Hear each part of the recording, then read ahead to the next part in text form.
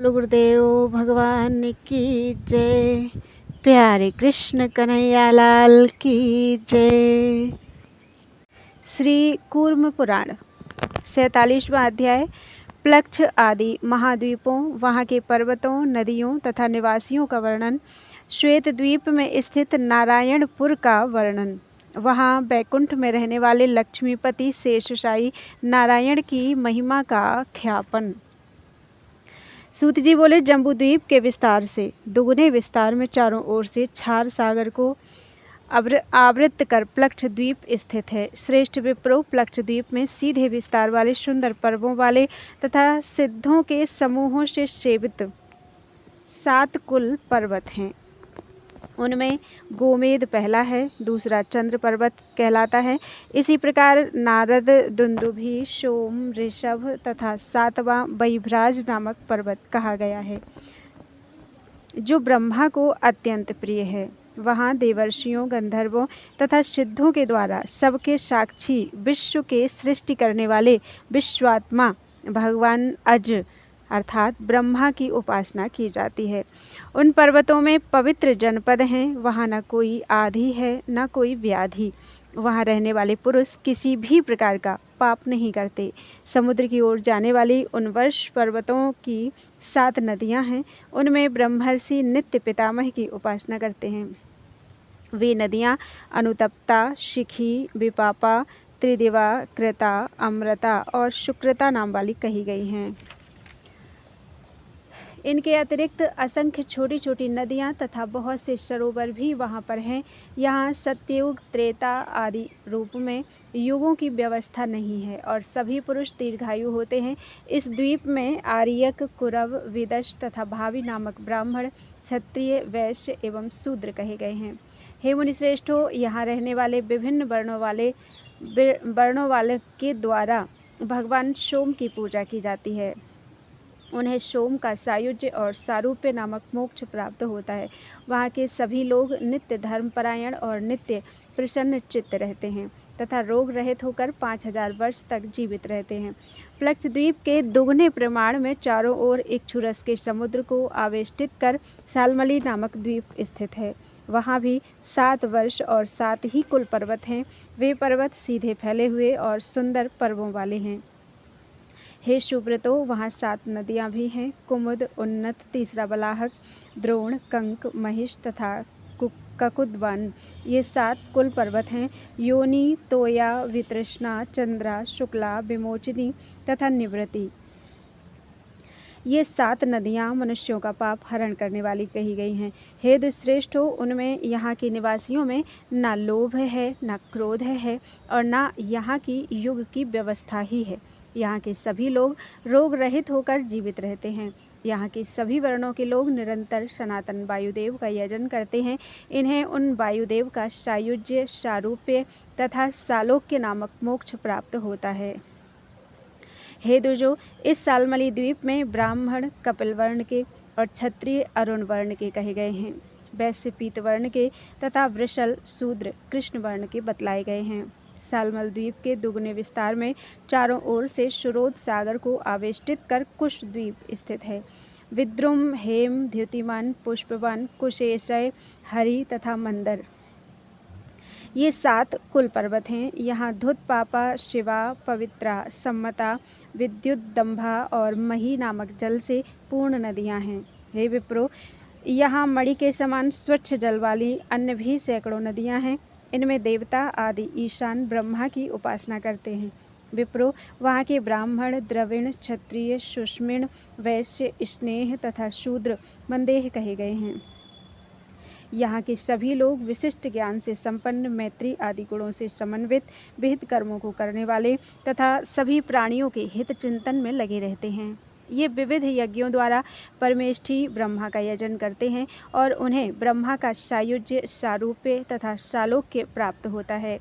हे विप्रो, कुशद्वीप के दुगने विस्तार में चारों ओर घृत समुद्र को आवेष्टित कर क्रौंच द्वीप स्थित है। क्रौंच, वामनक, अंधकारक, देवाव्रत, विविंद, पुंडरीक तथा दुंदुभिश्वन नामक 7 पर्वत यहाँ कहे गए हैं। गौरी, कुमुदवती, संध्या, रात्रि, मनोजवा, ख्याति तथा पुंडरीक ये प्रधान नदियाँ यहाँ कही गई हैं। हे द्विजोत्तमो, ब्राह्मण, क्षत्रिय, वैश्य तथा शूद्र ये क्रमशः पुष्कर, पुष्कल, धन्य तथा तिष्य नाम से यहाँ कहे जाते हैं। ये यज्ञ, दान, समाधि, व्रत, उपवास, विविध होम, स्वाध्याय एवं तर्पण द्वारा महादेव की अर्चना करते हैं। इन्हें महादेव की कृपा से उनका अति दुर्लभ सायुज्य, सारूप्य, सालोक्य तथा सामीप्य प्राप्त होता है। हे विप्रो, क्रौंच द्वीप के दुगने विस्तार में चारों ओर से दधि समुद्र को आवृत कर शाक द्वीप स्थित है। यहाँ उदय, रैवत, श्यामाक, अस्तगिरी, आम्बिकेय, रम्य तथा केसरी ये पर्वत हैं। यहाँ सुकुमारी, कुमारी, नलिनी, रेणुका, इक्षुका, धेनुका और गभस्ती ये नदियाँ हैं। इनका जल पीकर यहाँ के मनुष्य सुखमय जीवन व्यतीत करते हैं। ये रोग रहित, शोकविहीन और राग द्वेष से मुक्त रहते हैं। ब्राह्मण, क्षत्रिय, वैश्य और शूद्र ये क्रमशः मगध, मानव तथा मंदग कहलाते हैं। ये सभी लोकों के एकमात्र साक्षी देवाधिदेव सूर्यदेव का विविध व्रत एवं उपवासों द्वारा निरंतर यजन करते हैं। हे विप्रेंद्रो, सूर्य के अनुग्रह से इन्हें उनकी सायुज्यता, सामीप्यता, सारूप्यता और सालोक्यता प्राप्त होती है। शाक द्वीप को आवृत करके क्षीरोद सागर स्थित है। उसके मध्य में श्वेत द्वीप है। वहाँ नारायण परायण लोग रहते हैं। वहाँ नाना आश्चर्यों से समन्वित अनेक पवित्र जनपद हैं। वहाँ के मनुष्य श्वेत वर्ण के और नित्य विष्णु की भक्ति में तत्पर रहते हैं। वहाँ न कोई आधि व्याधि है, न वृद्धावस्था है तथा ना ही मृत्यु का भय है। सभी लोग नारायण के भक्त तथा क्रोध, लोभ से रहित, माया एवं मात्सर्य से मुक्त, नित्य पुष्ट, आतंक रहित, नित्य आनंद युक्त, भोग करने वाले तथा नारायण परायण होते हैं। वहाँ के कुछ निवासी जितेंद्रिय एवं नित्य ध्यान परायण योगी हैं। कोई जप करते हैं, कोई तप करते हैं और कुछ लोग विशिष्ट ज्ञान संपन्न हैं। दूसरे निर्बीज योग के द्वारा ब्रह्म भाव से भावित होकर उन परम व्योमरूप परम पद वासुदेव का ध्यान करते हैं। कुछ दूसरे अनन्य चेता, अन्य आश्रय रहित महाभागवत लोग तम से परे विष्णु नामक परम ब्रह्म का दर्शन करते हैं। ये सभी चार भुजाओं वाले, शंख, चक्र तथा गदा धारण करने वाले, सुंदर पीतांबर धारण करने वाले एवं श्रीवत्स से अंकित वक्षस्थल वाले हैं। अन्य कुछ लोग महेश्वर के भक्त हैं। वे मस्तक पर त्रिपुंड धारण करते हैं। वे अपने योग से उत्पन्न रश्मियों से लोक को प्रकाशित करते हैं और महागरुण उनके वाहन हैं। सभी शक्तियों से संपन्न, नित्य आनंद से पूर्ण, शुद्धांतःकरण तथा विष्णु के अंतर में विचरण करने वाले पुरुष वहाँ रहते हैं। वहाँ व्यास आदि से सुशोभित नारायण का दूसरा दुर्गम तथा दुर्लंघ नारायण नामक एक पुर है। वह पुर सोने के परकोटे से युक्त, स्फटिक के मंडपों से समन्वित, हजारों प्रकार की प्रभाओं से अलंकृत, अत्यंत सुंदर और दुराधर्ष है तथा सोने के प्रासादों से युक्त एवं अनेक बड़ी बड़ी अट्टालिकाओं से व्याप्त है। वह पुर स्वर्ण से बने हजारों विचित्र गोपुरों और नाना प्रकार के रत्नों से सुशोभित है। साथ ही वह स्वच्छ आसनों से युक्त एवं विविध प्रकार से अलंकृत है। वह पुर विविध प्रकार के उद्यानों और नदियों से शोभित है। सब ओर से सरोवरों से युक्त और वीणा तथा वेणु की ध्वनि से निनादित है। विचित्र प्रकार की अनेक पताकाओं से शोभित है। सब ओर से बीथियों और रत्नों से विभूषित सीढ़ियों से युक्त है। सैकड़ों हजारों स्त्रियों से संपन्न तथा दिव्य गान से समन्वित है। हंस एवं सारस पक्षियों से व्याप्त है। चक्रवाकों से सुशोभित है। उसमें अनुपमेय 4 द्वार हैं तथा वह शूरद्वेषी असुरों के लिए अगम्य है।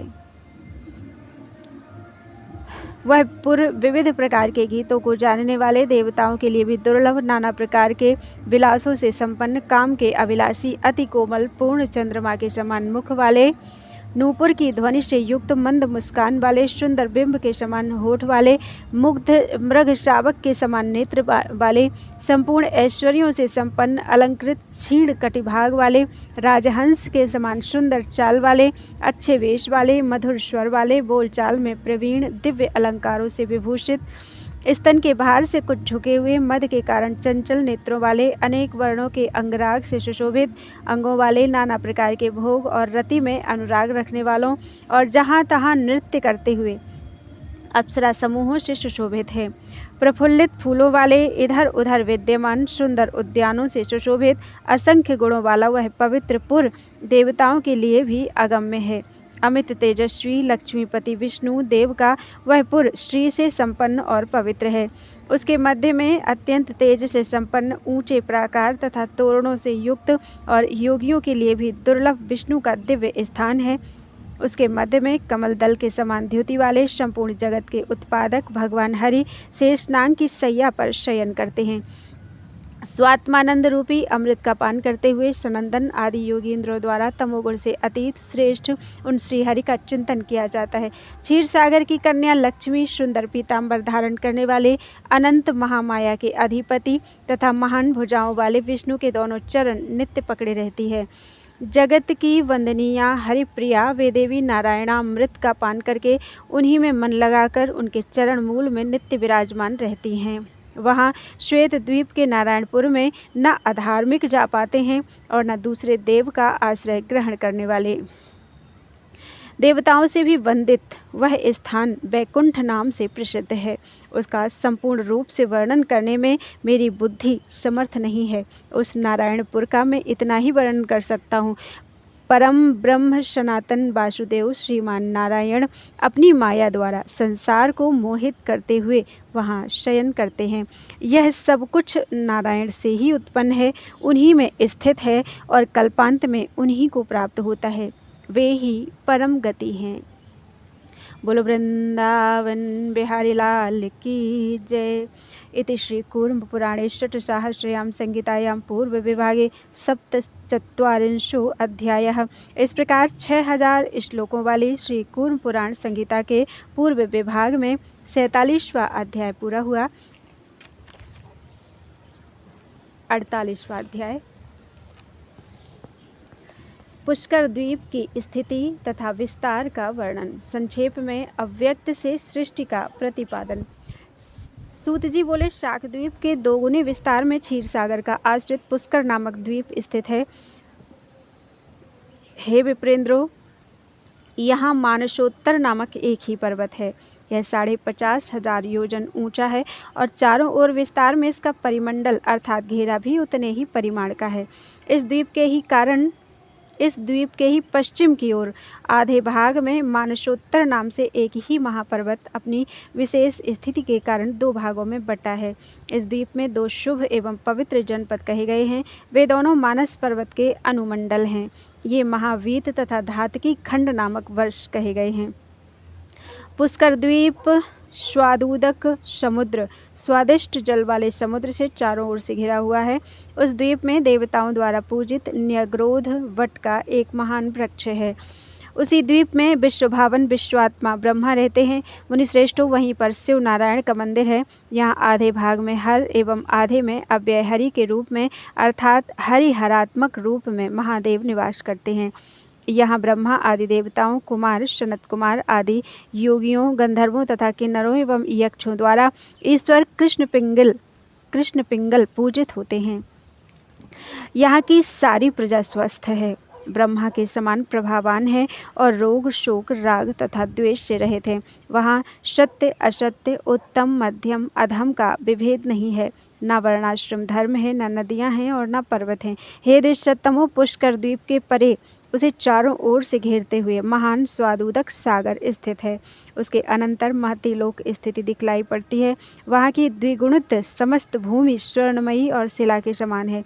उसके आगे सूर्यमंडल की मर्यादा स्वरूप एक मर्यादा पर्वत है। इसका एक भाग प्रकाशित तथा दूसरा अप्रकाशित रहता है, इसलिए वह लोकालोक पर्वत कहलाता है। लोकालोक नामक इस महान पर्वत की ऊंचाई 10,000 योजन कही गई है और उतना ही इसका विस्तार अर्थात फैलाव भी है। इस पर्वत को सभी ओर से आवृत कर अंधकार स्थित है और यह अंधकार अंडकटाह अर्थात चारों ओर से विद्यमान ब्रह्मांड रूपी कटाह के द्वारा चारों ओर से परिवेष्टित है। यह अंडकटाह ही 7 महालोक और 7 पाताल के रूप में प्रसिद्ध है। मैंने संक्षेप में ब्रह्मांड का यह विस्तार बतलाया। प्रधान कारण रूप और अव्यात्मा के सर्वव्यापी होने के कारण इस प्रकार के हजारों करोड़ ब्रह्मांड हैं, ऐसा समझना चाहिए। इन सभी ब्रह्मांडों में 14 भुवन होते हैं। इन सभी में चतुर्मुख ब्रह्मा, रुद्र तथा नारायण आदि होते हैं। हे विप्रो, ब्रह्मांड के चारों ओर 7 आवरण हैं। वे परिमाण में क्रमशः एक दूसरे से 10 गुना अधिक हैं। यहाँ मनीषी लोग जाते हैं। अनंत, अद्वितीय, अव्यक्त, अनादि, निधन, महत और जगत के प्रकृति स्वरूप अक्षर ब्रह्म इन सभी आवरणों का अतिक्रमण कर विद्यमान रहते हैं। इनकी कोई संख्या नहीं होती, इसीलिए इन्हें अनंत कहा जाता है। इन्हें ही अव्यक्त समझना चाहिए। ये ही ब्रह्म परम पद अर्थात अंतिम प्राप्तव्य हैं। ये अनंत सर्वत्र सभी स्थानों में है, ऐसा कहा गया है। इनका जो अव्यय महात्म्य है, मैंने भी पूर्व में उसका वर्णन किया था।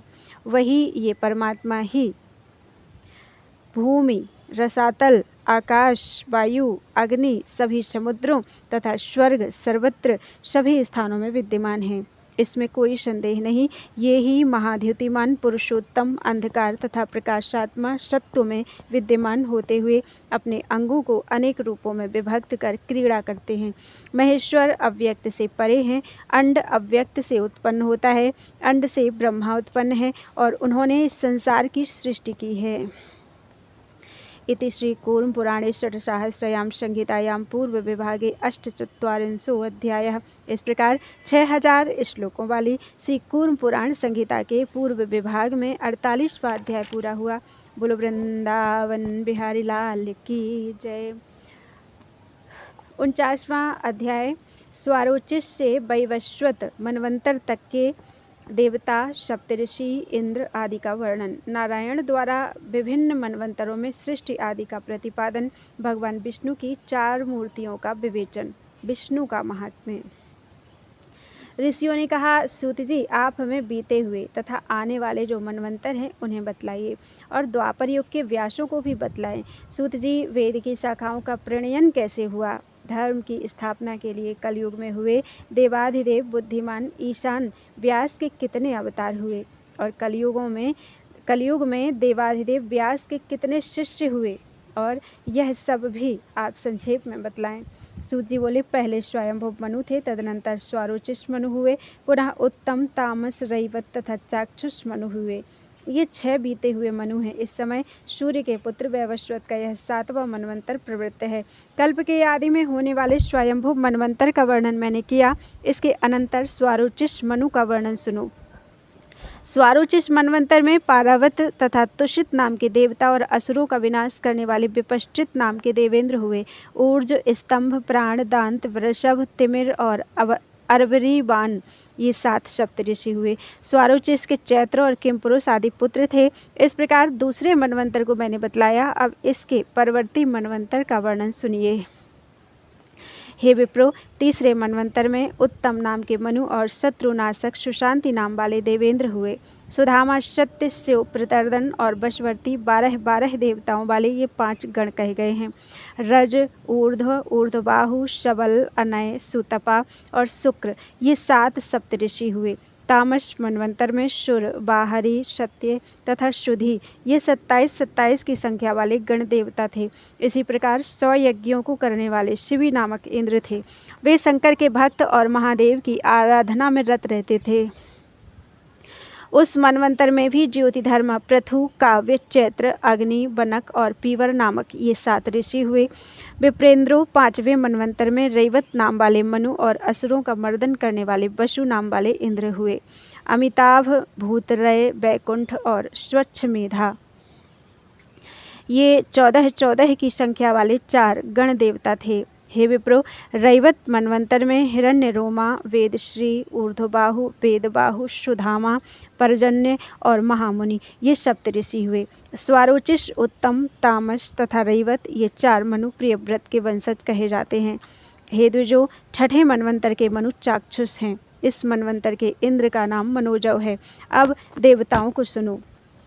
आद्य, प्रसूत, भाव्य, पृथुग और लेख्य ये 5 महानुभाव 8 की संख्या वाले देवताओं के गण हैं।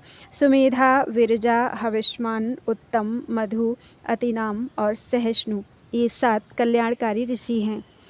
विप्रो विवस्वान के पुत्र बुद्धिमान एवं महान तेजस्वी श्राद्धदेव इस समय 7वें मनवंतर के मनु हैं।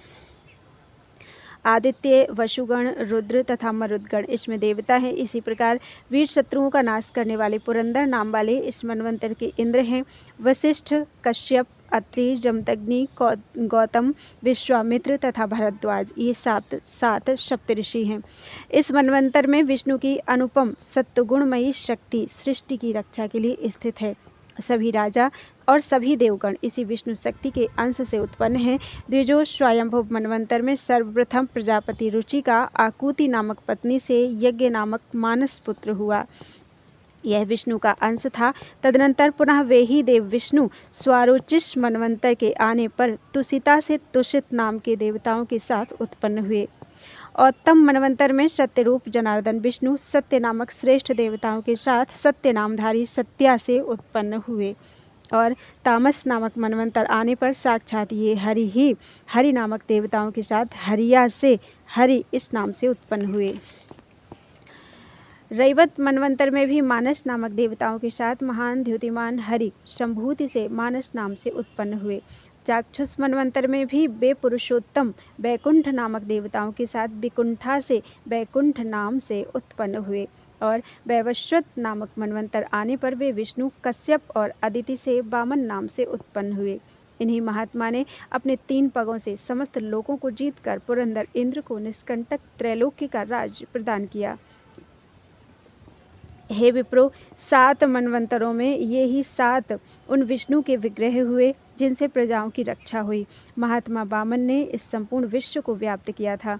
इसीलिए विष धातु का प्रवेश होने के कारण वे वामन विष्णु कहलाए। ये केशव प्रारंभ में समस्त प्रपंच की सृष्टि करते हैं, उसकी रक्षा करते हैं और अंत में उसका संहार करते हैं। भगवान नारायण सभी प्राणियों की अंतरात्मा हैं, ऐसा वेद का कथन है। ये नारायण अपने एक अंश से संपूर्ण संसार को व्याप्त कर प्रतिष्ठित रहते हैं। ये निर्गुण होते हुए भी सगुण रूप से 4 भागों में विभक्त होकर सर्वत्र व्याप्त रहने वाले हैं। ये ही 4 भाग भगवान नारायण की 4 मूर्तियां हैं। इनमें भगवान की वासुदेव नाम वाली पहली मूर्ति ज्ञान रूप, कल्याणकारिणी, निर्मल, गुणातीत और कला रहित है।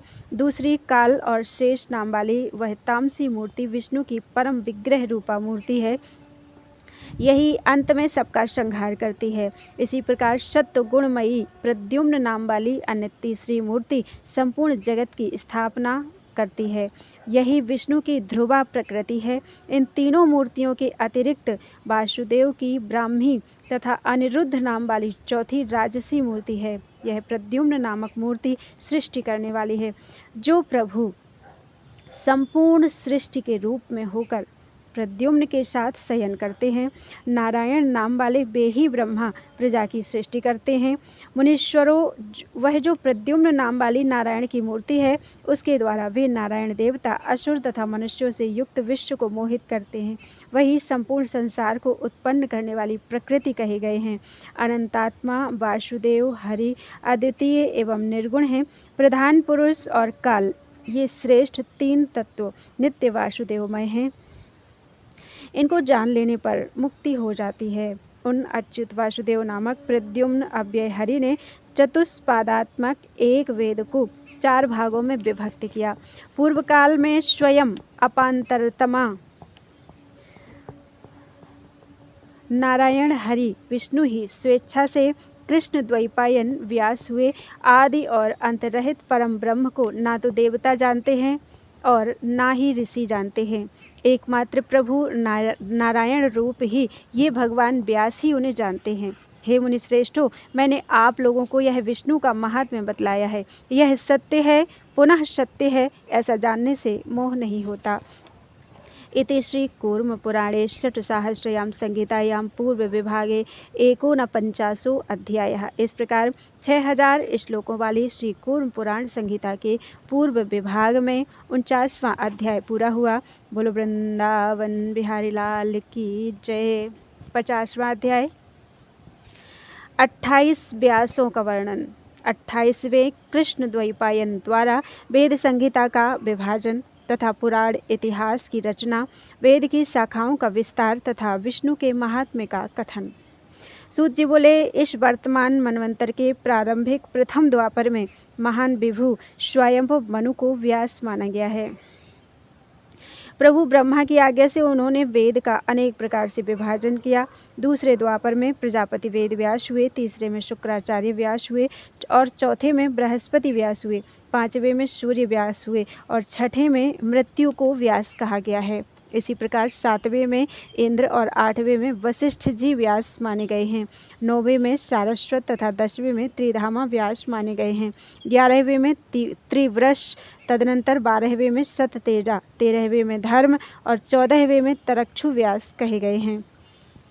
15वें में त्रैयारुणी, 16वें में धनंजय, 17वें में कृतंजय और 18वें में ऋतंजय को व्यास कहा गया है। तदनंतर 19वें में भरद्वाज व्यास हुए। उससे आगे 20वें में गौतम हुए। राजश्रवा 21वें द्वापर में और फिर 22वें में श्रेष्ठ सुषमायण व्यास हुए। 23वें में तृणबिंदु और उसके बाद 24वें में वाल्मीकि को व्यास कहा गया है।